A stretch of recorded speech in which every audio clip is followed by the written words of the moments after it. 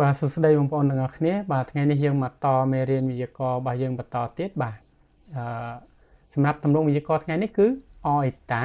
បាទតាមពិតទម្រង់ហ្នឹងគឺមាន3អាអយ៉អេតាតែនៅក្នុងចំណងជើងនេះគឺគេដាក់វាតែមួយមកទេបាទអអេតាសម្រាប់ទម្រង់ហ្នឹងគឺយើងអាចប្រើវាទី1ប្រើថាកំពុងអញ្ចឹងទៅបាទប៉ុន្តែអអេតានេះគឺកំពុងមិនដូចជាមួយនឹងទម្រង់កូអ៊ីសុយអូទេណាបាទទម្រង់ហ្នឹងគឺខុសគ្នាបាទចាំពេលក្រោយចាំខ្ញុំបញ្យល់បន្ថែមជាមួយនឹងទម្រង់នឹងបន្ថែមបាទអញ្ចឹងនៅក្នុងនេះយើងមកមើលនិយមន័យគេនិយាយតិចបាទគឺជាទម្រង់ដែលគេប្រើសម្រាប់និយាយបង្ហាញពីបាទការធ្វើសកម្មភាពអ្វីមួយបញ្ចប់ហើយលទ្ធផលនៃសកម្មភាពនោះនៅបន្តរហូតដល់បច្ចុប្បន្នបាទអញ្ចឹងមានន័យថាម៉េចមានន័យថាទម្រង់នេះពេលដែលយើងប្រើវាគឺសកម្មភាពហ្នឹងបានបង្កើតបានកើតឡើងហើយចប់បាទចប់ហើយប៉ុន្តែវានៅបន្តរហូតមកដល់បច្ចុប្បន្នហ្នឹងទៀតបាទអាហ្នឹងមានន័យថាម៉េចឥឡូវយើងមកមើលចំណងជើងបាទចំណងជើងមេរៀនរបស់យើង Kichaga 벌써 도착했어요 បាទរថភ្លើងបានមកដល់ហើយកន្លែងនេះគឺគេចង់និយាយម៉េចមានន័យថារថភ្លើងហ្នឹងគឺវាមកដល់កន្លែងហ្នឹងភ្លាមហើយទៅវានៅបន្តនៅហ្នឹងវានៅបន្តនៅហ្នឹងរហូតបាទអញ្ចឹងកន្លែងហ្នឹងគឺអត្ថន័យវាបែបហ្នឹងបាទអញ្ចឹងរបៀបប្រើរបស់វាបាទគឺយើងប្រើជាមួយនឹងកិរិយាសព្ទសកម្មបាទអញ្ចឹងរាល់កិរិយាសព្ទណាដែលបញ្ចប់ដោយស្រៈអាហើយនិងស្រៈអូបាទគឺយើងបូកជាមួយនឹងអាអ៊ីតាបាទរាល់កិរិយាសព្ទណាដែលខុសពីស្រៈអាហើយនិងស្រៈអូគឺយើងបូកជាមួយនឹងអអ៊ីតាបាទរាល់កិរិយាសព្ទណាដែលបញ្ចប់ដោយហាដាបាទគឺយើងប្រើទៅជាហេអ៊ីតាតែម្ដងបាទអញ្ចឹងសម្រាប់លក្ខខណ្ឌនៅក្នុងការប្របែកនេះគឺប្របែកដូចជាមួយនឹងទម្រង់អាអយ៉ទេបាទអញ្ចឹងបងប្អូនដែលរៀនអាអយ៉ហើយខ្ញុំគិតថាវាអត់ពិបាកឯសម្រាប់លក្ខខណ្ឌនេះអញ្ចឹងយើងមកមើលតារាងបន្តិចទៅកន្លែងនេះបាទអអ៊ីតាបាទឧទាហរណ៍ដូចពាក្យភុតតាបិទបាទបិទភ្ជាប់ទៅលើអីមួយបាទភុតតាអញ្ចឹងយើងបូកជាមួយនឹងអអ៊ីតាដោយសារអីបាទដោយសារតែយើងលុបដាមកអានេះស្រៈអ៊ូមែនទេបាទអញ្ចឹងស្រៈអ៊ូខុសពីស្រៈអូស្រៈអារបស់យើងបូកមួយហ្នឹងអអ៊ីតាអញ្ចឹងភុតឆបាទភុតឆអ៊ីតាបាទកំពុងបិទនឹងបិទភ្ជាប់អីមួយហ្នឹងបាទសម្រាប់អាវិញបាទអាអ៊ីតាអញ្ចឹងកន្លែងនេះអាន់តា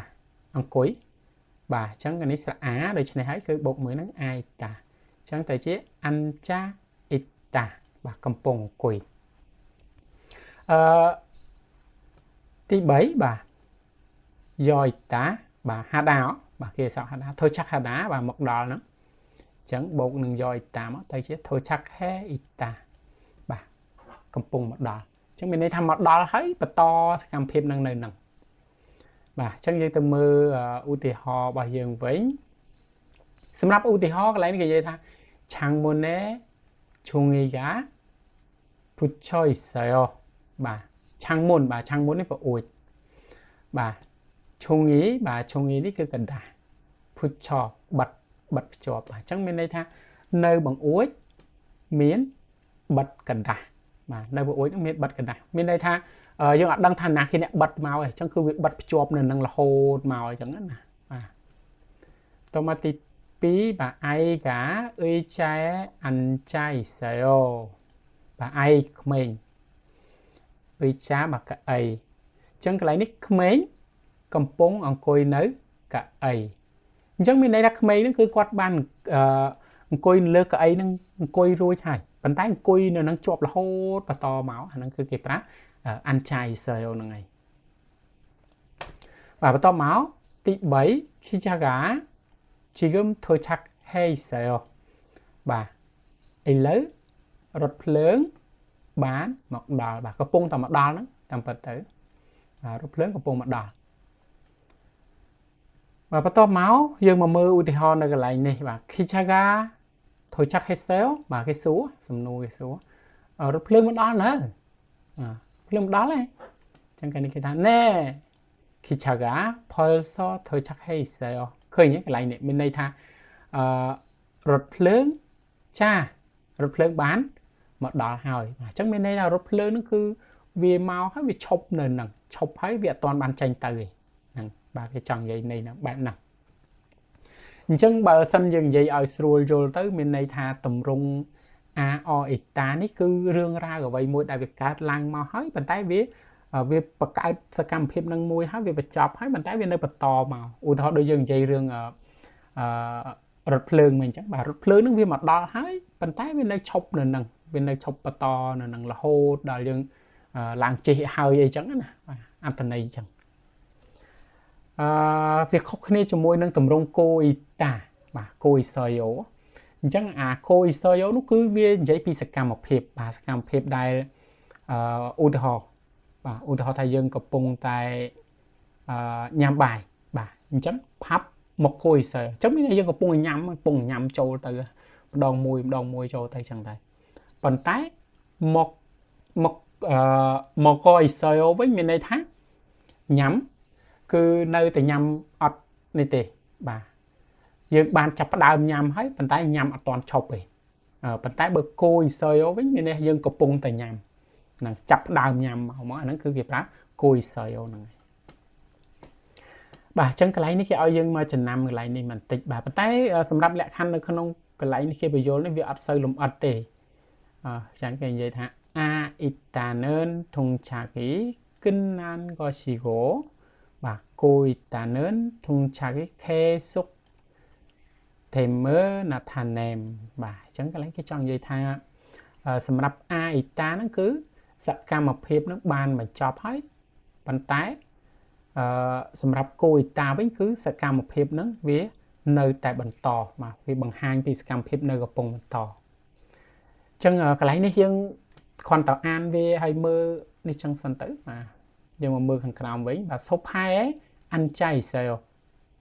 បាទកន្លែងនេះគេមានន័យថាម៉េចសុផែអាន់ចៃសែលមានន័យថាគាត់អង្គុយនៅកៅអីនឹងហើយគាត់នឹងអង្គុយបន្តនៅនឹងបាទគាត់ទៅដល់គាត់អង្គុយហើយគាត់នឹងអង្គុយចាំនៅនឹងបន្តរហូតឲ្យមកអីចឹងទៅអាហ្នឹងគឺគេប្រើសុផែអាន់ចៃសែលប៉ុន្តែបើនៅក្នុងន័យប្រយោគរបស់គេនេះបើគេថាសុផែអាន់កុយសែលក្នុងន័យនេះគឺវាអត់ត្រូវទេដោយសារអីដោយសារតែន័យហ្នឹងគឺមានន័យថាម្នាក់ហ្នឹងគាត់មកអង្គុយហើយគាត់អង្គុយបន្តរហូតមកប៉ុន្តែបើតម្រង់អានសុផែអាន់កុយសែលនេះវិញមានន័យថាអត្ថន័យរបស់វាហ្នឹងមានន័យថាគាត់មកអង្គុយគឺគាត់កំពុងតែដាក់គូតទៅអង្គុយម្ដងតិចមកអាហ្នឹងគឺគេប្រើអានកុយសែលបាទអញ្ចឹងន័យនេះគឺវាខុសគ្នាត្រង់តែហ្នឹងឯងតាមពិតទៅពាក្យវាអត់ខុសទេបាទបន្តមកកន្លែងនេះវិញគេនិយាយ user ipko iseo បាទអញ្ចឹងមានន័យថាកំពុងតែស្លៀកខោអាវបាទកំពុងស្លៀកខោអាវអញ្ចឹងមានន័យថានេះគាត់លើកខោអាវមកស្លៀកម្ដងតិចចូលក្នុងខ្លួនពេញអាហ្នឹងគឺគេប្រើ ko iseo ហ្នឹងបាទប៉ុន្តែគេអត់អាចប្រើថា user ibo iseo គេអត់អាចនិយាយចឹងទេបាទអញ្ចឹងសម្រាប់លក្ខខណ្ឌនេះបងប្អូនទាំងអស់គ្នាចាំមានពេលខ្ញុំនឹងបញ្យល់បន្ថែមទៀតបាទសម្រាប់វិទ្យាករប្រៀបធៀបពីហ្នឹងបាទប៉ុន្តែអ្វីដែលខ្ញុំចង់ឲ្យទាំងអស់គ្នាយល់ថ្ងៃនេះគឺយល់តែមួយទៅថាAR Isoyo នេះគឺអត្ថន័យវា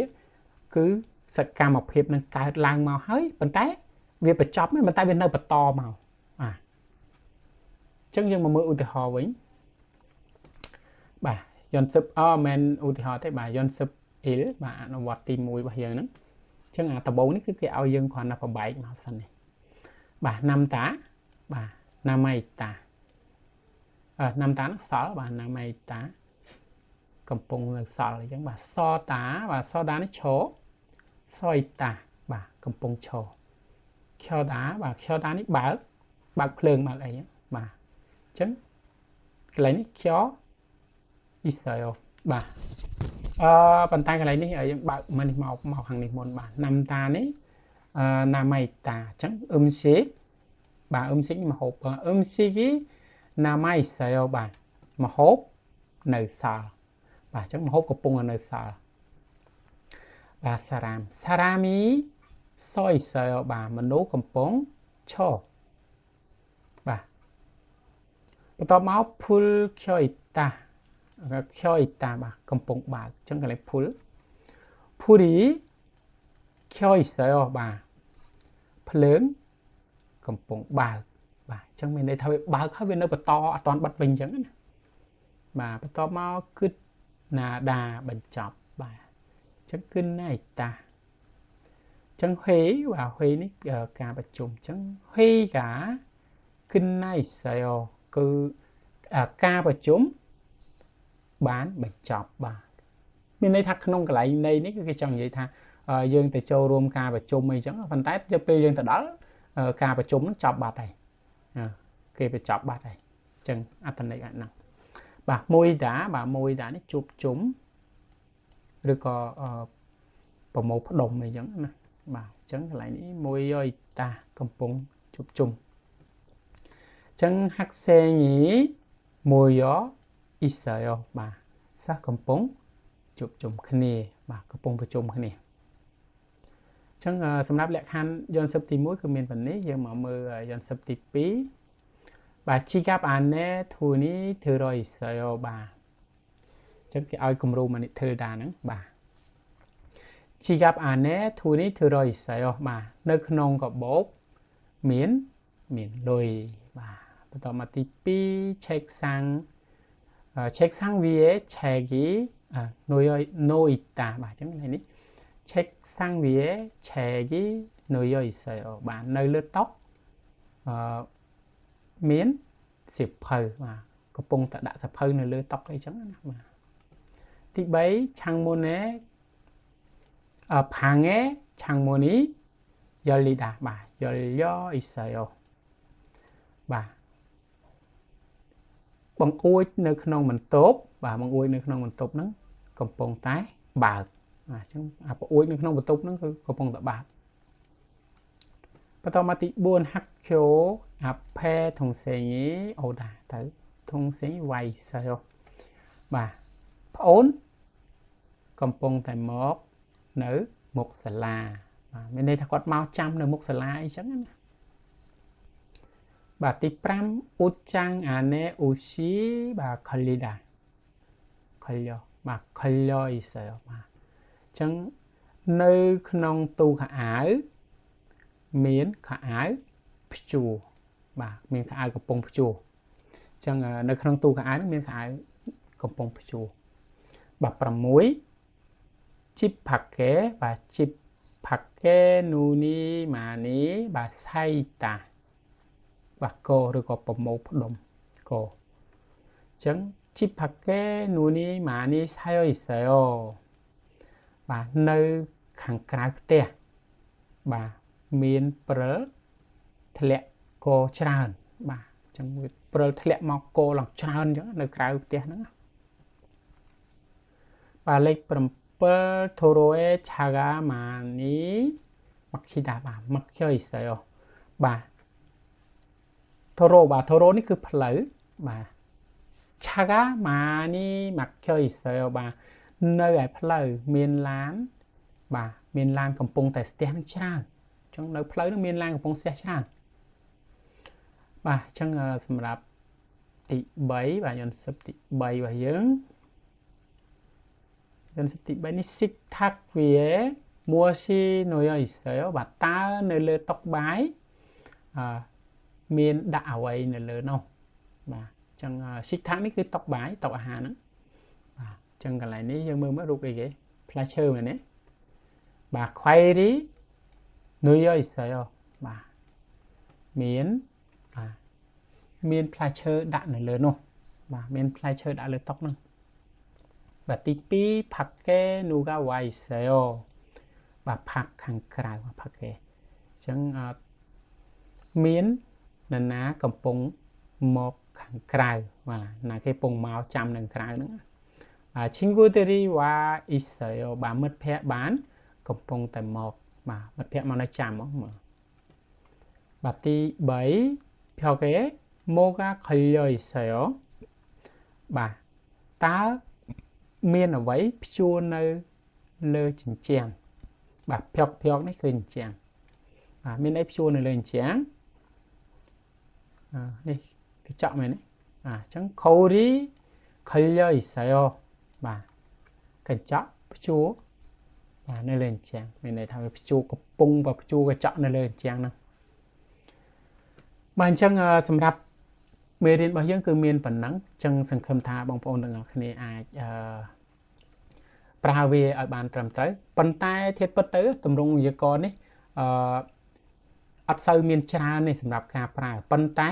គឺមានប្រើអញ្ចឹងបងប្អូនទាំងអស់គ្នាត្រូវតែរៀនវាពីព្រោះអីពេលក្រោយគេនិយាយវាពេលដែលគេនិយាយគឺយើងជួបវាហើយយើងនឹងចំណាំថាទម្រង់នេះយើងធ្លាប់បានរៀនអញ្ចឹងមានន័យថាសកម្មភាពដែលបានធ្វើហើយវានៅបន្តមករហូតដល់បច្ចុប្បន្នអត្ថន័យគឺបែបហ្នឹងបាទអញ្ចឹងអរគុណច្រើនសម្រាប់ការតាមដានវីដេអូតាំងពីដើមរហូតដល់ចប់បាទយើងនឹងជួបគ្នានៅមេរៀនក្រោយបន្តទៀតបាទសូមអរគុណ